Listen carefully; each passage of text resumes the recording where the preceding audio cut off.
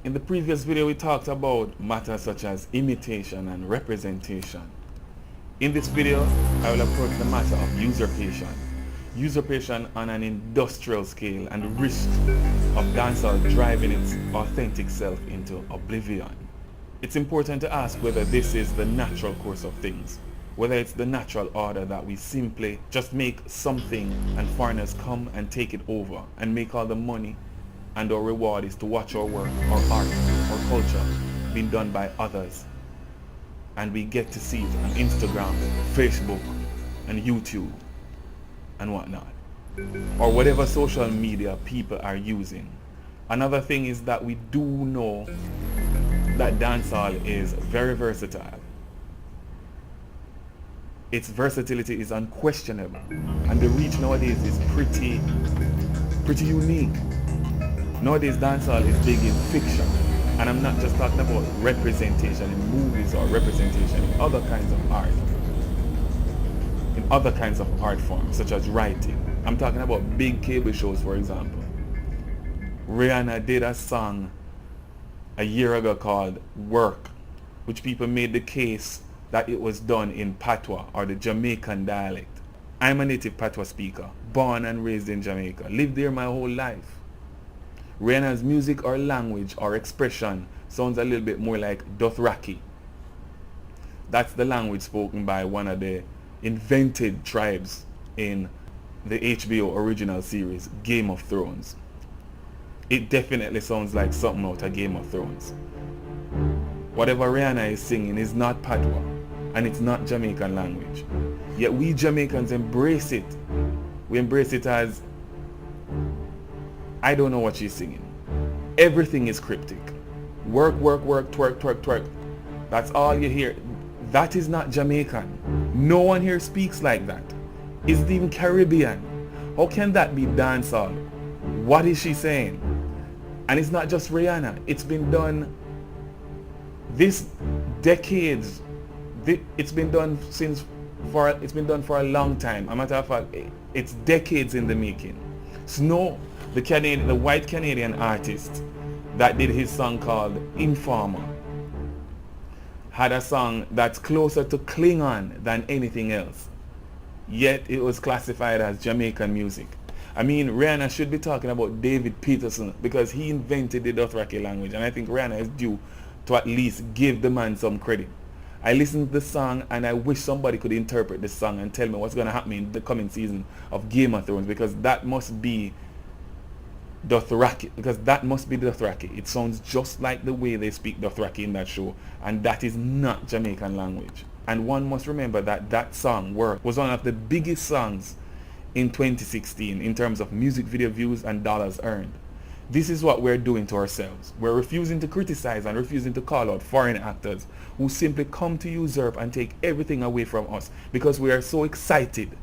But this is not new. It's been going on for decades, and it is time for us to stop this madness. It is time for us to stand up for ourselves. We cannot have outside artists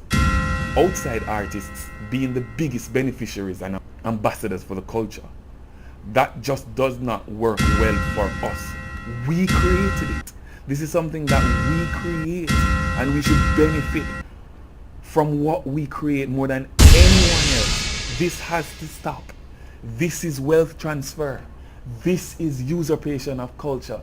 This represents loss by the Jamaican people, our culture, our history, our legacy. This is our heritage, and somebody else is representing us on a foreign stage to the world. And yes, we lack certain resources, but this is still our culture, and we should still own it. We cannot have success through messaging from Americans or Westerners. We cannot succeed in having our message being transmitted through an American pop server. That is what is basically happening. And it's because of our failure as an industry. It's a consequence, yes, of the asymmetrical creative arrangement that is being done from the West, including Canada, Europe, England, you name it. But we have, as a practice, acquiesced to this. And it's clear because anytime you have industry experts, including artists, producers, and observers, come into the media with messages such as, we just need to do what we do better. We just need to keep doing what we're doing, the hope and faith message. And they also give higher credence to the work of foreign acts. Soja, J-Boog, for example. So whatever these people are doing, they're simply doing it better than us? Seriously? Come on, man.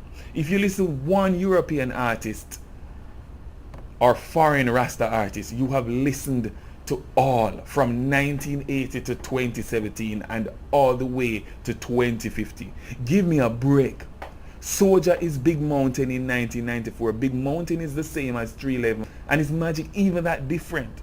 And for that matter, whoever else is going to come in the years down the line. It's the same template-driven music that they keep doing. And if we don't speak out against it, if we don't condemn it, if we don't criticize it, if we don't hold them in contempt as constituents of the culture, they're going to continue. We can stop them, but do we want to? But we have to speak against this cultural boxing.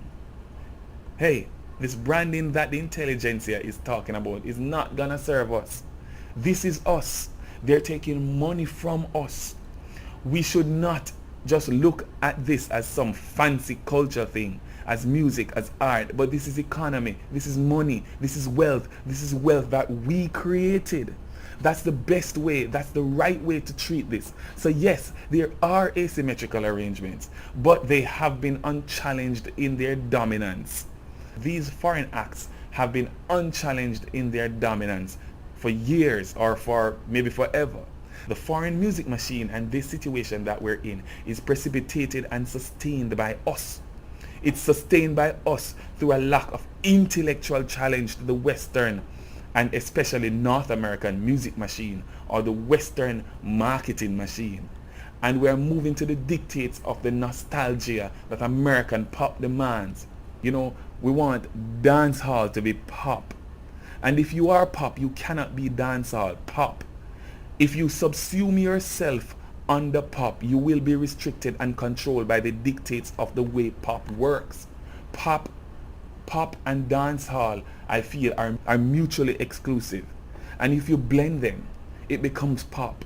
Pop will always be the operative because it's broader, it's not specific, it's not so defined. It's amorphous. It's like creating a vibe. And dancehall is more than just a vibe. It's a national expression. It's a historical expression. It's organic in that way.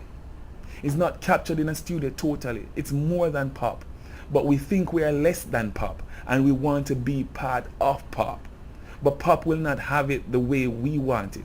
Pop will just strip us down and do whatever it wants to dancehall and take the pieces and abandon us to assemble those pieces. But how long will that take?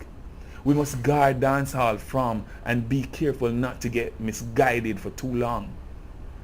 We have to be custodians of the culture and be careful, mindful, and if needs be critical of those who we allow to promote that culture. Are we going to own the culture collectively or subscribe to an each man is an individual island philosophy and give that individual artist free rein to treat the culture in any way he pleases?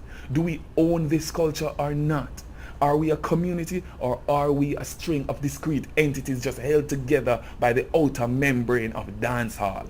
Are we a cooperative or are we a corporation?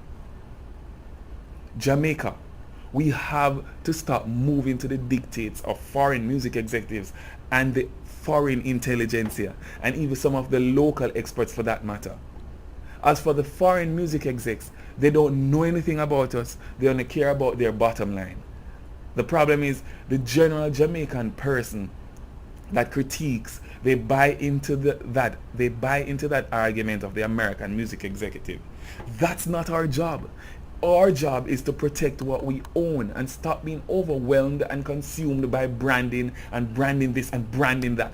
Branding is an end product, a front end product.